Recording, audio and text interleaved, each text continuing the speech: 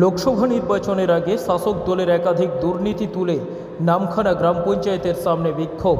CPIM থেকে বিজেপিতে যোগ অনেকের।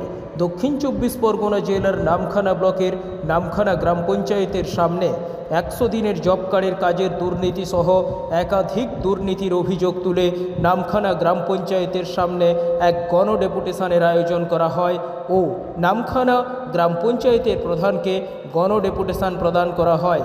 এর পাশাপাশি এই গণডেপুটেশন সভা থেকে আইএসএফের যুবনেতা সুজয় সরকার ও তার সঙ্গী সাথীরা সাগর মণ্ডল 5-এর সভাপতি অনুপ সামন্তর হাত ধরে লোকসভা নির্বাচনের আগেই যোগদান করল ভারতীয় জনতা পার্টিতে।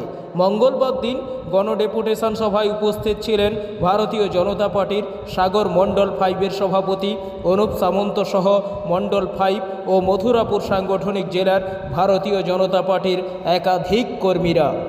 যে দাবিগুলো ছিল উনি অকপটে স্বীকার করেছেন যে আগামী দিনে যা ভুল হয়েছে আমরা আগামী দিনে আপনাদের সঙ্গে সহযোগিতা করে সঠিকভাবে চলার যে পথ সেটা উভয় পক্ষ আলোচনা করে এতদিন যে উনি একতরফা দলীয় লোকদেরকে নিয়ে কাজ করেছিলেন সেটা তো আমাদের প্রথম দাবি ছিল। ১০০ দিনের কাজের টাকার যে দুর্নীতি সেটা নিয়ে আমাদের যে দাবি উনি স্বীকার করেছেন যে যদি দুর্নীতি প্রমাণিত হয়, অলরেডি প্রমাণিত আমরা করেছি। সুপারভাইজারে যারা যে দুর্নীতি হয়েছে উনি কথা দিয়েছেন ওই সব সুপারভাইজারদের বিরুদ্ধে আইনানুগ ব্যবস্থা নেবেন এবং শাস্তির ব্যবস্থা করবেন। ১০০ দিনের কাজের টাকা যেটা দেওয়া হচ্ছে তার ক্ষেত্রে নাকি কিছু অনিয়ম বেনিয়ম ছিল, এটা ছিল তাদের মূল অভিযোগ। তো সেক্ষেত্রে আমি অভিযোগের মূলে ওদের যে ৫-৬টা এজেন্ডা ছিল তারা আমাদের কাছে আসার পরে 6টা এজেন্ডা আমি যথোপযুক্ত উত্তর দিয়েছি এবং বলেছি এই কাজটা আমি জয়েনিং করেছি আগস্ট 9।